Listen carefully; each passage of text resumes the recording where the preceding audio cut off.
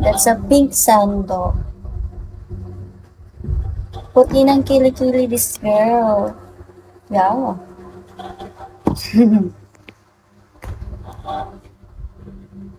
Sama ng pakiramdam ko.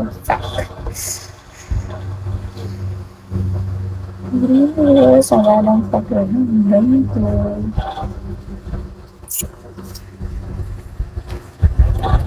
That's Sinat. What are its secret? Wala akong ginagamit sa kilikili ko. Kasi yung kilikili ko, ano siya, sensitive. So, once na nilagyan ko na siya ng any, like, lotion, nilagyan ko siya ng lotion, hindi nagiging goods yung amoy ng armpit ko, kaya wala akong ginagamit. Natural siya. So, ang nilagay ko lang kanina is yung pulbo. Ito lang. Ito lang yung nilagay ko sa armpit ko. Wala talaga ako ginagamit kasi sobrang sensitive niya.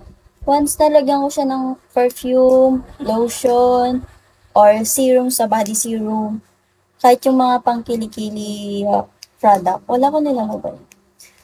Dati naggamit ako ng deodorant, but nag-stop ako kasi wala namang amoy yung kilikili ko, kahit nagpapawis siya, wala. So, nagkakaroon lang siya ng amoy kapag nalalagyan ko siya ng lotion or any skin product. Body product. Hello, Jiro. Yun lang. Wala akong linis sa armpit mo. Siguro, panglinis ko yung kapag naliligo ako, kinukuskus ko siya, syempre, gaganyanin. Pero yung mga pang skincare nga ng skin product for an armpit na pampaputi, pampaminti ng wala. Natural siya. Wala akong ginagamit. Pag maliligo lang ako sabon, wala akong ginagamit na deo. Wala akong ginagamit na deo or any. Meron siya mga spot na medyo dark, pero yan yung yan yung kilikili ko. Wala akong ginagamit na deodorant or what else. Wala. Kasi nga sensitive siya. Sa mapakiramdam ko, sinisinat ako kasi ang init ng katawan ko. Tsaka wala ako sa mood.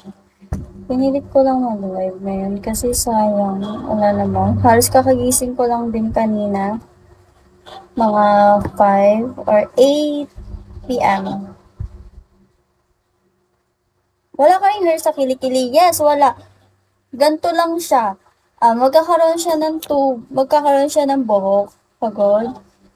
Hindi ko alam, naambunan ako kahapon. Di ba nag-live, umalis ako kahapon. Tapos yung pag-uwi ko, naambunan ako sa gala. Tapos yung pag-uwi ko, di ba nag-live ako, medyo masama na yung pakalamdam ko. Tapos ngayon, kanina.